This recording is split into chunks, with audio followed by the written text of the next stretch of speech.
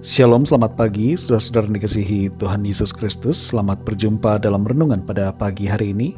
Kembali kita ada saat ini, itu semua adalah karena kemurahan Tuhan. Dan kita percaya bahwa ada rencana yang baik yang Tuhan sediakan bagi setiap kita. Sebelum kita mendengarkan renungan firman Tuhan, mari kita berdoa. Bapa Sorgawi, Bapa dalam nama Tuhan Yesus Kristus, Tuhan dan Allah kami yang hidup, yang selalu mengasihi dan setia pada janji-Mu. Kami bersyukur untuk berkat perlindungan Tuhan dari malam hingga pagi ini. Kembali kami ada saat ini, itu semua karena anugerah-Mu. Dan kami mau pakai hidup ini untuk memuliakan-Mu. Saat ini kami mau mendengarkan kebenaran firman-Mu. Jamah hati kami Tuhan, agar kami mengerti dan taat pada kehendak-Mu. Dalam nama Tuhan Yesus kami berdoa. Haleluya. Amin. Saudara dikasih Tuhan, pembacaan Alkitab kita pada saat ini terdapat dalam Injil Markus pasal 6 ayat 2-3. Tertulis demikian. Pada hari Sabat ia mulai mengajar di rumah ibadat, dan jemaat yang besar takjub ketika mendengar dia, dan mereka berkata, "Dari mana diperolehnya semuanya itu? Hikmat apa pulakah yang diberikan kepadanya? Dan mujizat-mujizat yang demikian, bagaimanakah dapat diadakan oleh tangannya? Bukankah ia ini tukang kayu, anak Maria, saudara Yakobus, Yoses, Yudas dan Simon? Dan bukankah saudara-saudaranya yang perempuan ada bersama kita?" Lalu mereka kecewa dan menolak dia. Saudara dikasih Tuhan, semakin lama kita mengikut Tuhan, kita perlu memiliki kerinduan untuk semakin mengenalnya lebih lagi, agar kita makin mengerti siapa Kristus dan semakin mengasihinya dan menyembahnya lebih dari yang sudah kita lakukan. Dalam Markus 6 ayat 2-3 ini, terdapat suatu bagian yang menyatakan kekecewaan orang-orang terhadap Tuhan Yesus. Sebenarnya di satu sisi mereka kagum dan takjub akan pengajarannya, akan hikmatnya, dan akan mujizat-mujizat yang diadakannya. Tapi kemudian mereka mulai melihat sisi yang lain.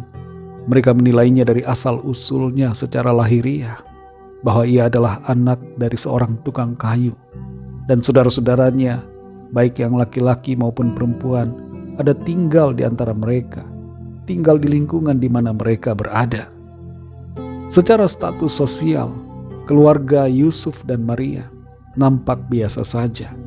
Mereka adalah rakyat jelata, sebagaimana kebanyakan orang Israel pada waktu itu, yang berada di bawah kekuasaan raja dan tekanan penguasa Roma. Dan inilah yang membuat mereka kecewa pada Tuhan Yesus, karena melihatnya dari sudut pandang secara manusia.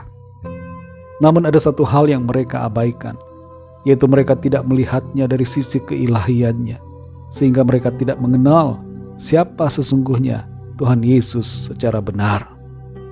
Berbeda dengan mereka, orang-orang Majus, walaupun bukan dari bangsa Israel, mengetahui tentang siapa Kristus.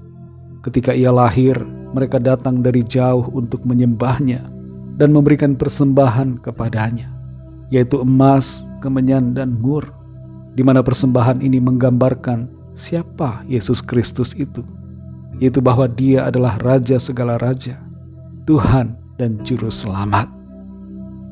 Saudara dikasih Tuhan, ada kecenderungan di mana banyak orang bersikap seperti orang-orang yang ada tertulis dalam ayat-ayat ini, yaitu tidak melihat sisi keilahian Kristus, tapi hanya berfokus pada sisi manusianya saja. Dan itu sebabnya banyak orang tidak mengerti dan menurunkan citra pribadi Tuhan Yesus, serta menganggapnya hanya sebagai manusia biasa, bukan sebagai Tuhan yang berkuasa dan layak untuk disembah. Kalau pada saat ini ada di antara kita yang mulai meragukan akan Tuhan Yesus dan kecewa kepadanya, firman Tuhan mengingatkan kita semua untuk kembali mengenal siapa pribadi Tuhan Yesus yang sebenarnya. Ia adalah Allah yang menjadi manusia, yang telah datang untuk menyelamatkan kita. Yohanes 1 ayat 1-14 menyatakan bahwa ia telah datang ke dalam dunia yang gelap ini.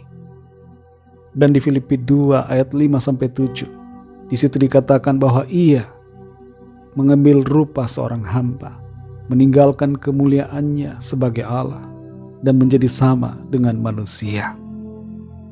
Apa yang menjadi tujuan Allah menjadi manusia adalah karena Ia mengasihi kita dan mau menyelamatkan kita. Banyak orang yang mendiskreditkan, menjatuhkan dan berusaha merendahkan karakter serta pribadi Kristus yang sebenarnya. Ada banyak ajaran yang palsu dari nabi palsu yang menyatakan bahwa Dia adalah manusia biasa, padahal Dia adalah Allah yang telah datang sebagai manusia untuk kita semua. Dalam Yohanes 14 ayat 6-7, Tuhan Yesus berkata, "Akulah jalan dan kebenaran dan hidup. Tidak ada seorang pun yang datang kepada Bapa kalau tidak melalui Aku. Sekiranya kamu mengenal Aku, pasti kamu juga mengenal Bapa-Ku. Sekarang ini kamu mengenal Dia dan kamu telah melihat Dia." Mari jangan kita kecewa dan menolak Tuhan Yesus, karena Dia adalah Tuhan, Allah yang telah datang untuk menyelamatkan kita. Mari kita setia, percaya dan mengasihi Tuhan Yesus di sepanjang umur hidup kita, karena hanya di dalam Dia ada keselamatan dan kehidupan yang kekal. Mari kita berdoa. Bapa, dalam nama Tuhan Yesus Kristus, kami bersyukur untuk firman-Mu yang sudah kami dengar, yang mengingatkan kami untuk kami memiliki iman percaya yang sungguh kepadamu. Seringkali situasi dunia ini dan berbagai ajaran filsafat dunia membuat iman kami menjadi lemah dan membuat pengenalan kami akan Engkau berkurang. Tapi kami bersyukur kepadamu. Saat ini kembali kami diingatkan dan dikuatkan lewat kebenaran firman-Mu, sehingga kami kembali mengenal Engkau yang adalah Tuhan yang benar. Engkau adalah Allah yang telah datang sebagai manusia untuk menyelamatkan kami dari hukuman dan kebinasaan yang kekal. Kami percaya kepadamu ya Tuhan Yesus. Engkau adalah Tuhan dan Allah kami. Terima kasih Bapa yang baik. Berkatilah kami Tuhan di sepanjang hari ini dalam segala aktivitas yang kami lakukan. Pimpin dan berikanlah kami hikmat untuk mengerti akan kehendak-Mu dan bertindak sesuai tuntunan-Mu. Kami berdoa bagi yang sakit dan dalam pergumulan, agar Tuhan melawat setiap kami. Kesembuhan terjadi, pemulihan terjadi, kelepasan terjadi dalam nama Tuhan Yesus, dan ada jalan keluar, ada solusi yang Tuhan sediakan bagi setiap kami. Kami percaya Tuhan terus menolong kami, masuk dalam rencana-Mu yang baik. Di dalam-Mu kami alami berkat, sukacita yang berlimpah-limpah. Terima kasih ya Tuhan. Dalam nama-Mu yang kudus, nama Tuhan Yesus Kristus, kami sudah berdoa dan mengucap syukur. Haleluya. Mari sama-sama kita berdoa, doa Bapa kami. Bapa kami yang di sorga, dikuduskanlah nama-Mu, datanglah kerajaan-Mu, jadilah kehendak-Mu di bumi seperti di sorga. Berikanlah kami pada hari ini makanan kami yang secukupnya, dan ampunilah kami akan kesalahan kami, seperti kami juga mengampuni orang yang bersalah kepada kami. Dan janganlah membawa kami ke dalam pencobaan, tetapi lepaskanlah kami daripada yang jahat, karena Engkaulah yang mempunyai kerajaan, dan kuasa dan kemuliaan, sampai selama-lamanya. Amin. Terimalah berkat Tuhan. Tuhan memberkati engkau dan melindungi engkau. Tuhan menyinari engkau dengan wajah-Nya dan memberikan kasih karunia. Tuhan menghadapkan wajah-Nya kepadamu dan memberikan damai sejahtera. Berkat anugerah dari Bapa Surgawi, cinta kasih karunia dari Tuhan Yesus Kristus, dalam persekutuan dan penghiburan Roh Kudus, menyertai kita semua sekarang ini dan sampai selama-lamanya. Dalam berkat nama Tuhan Yesus Kristus. Haleluya. Amin.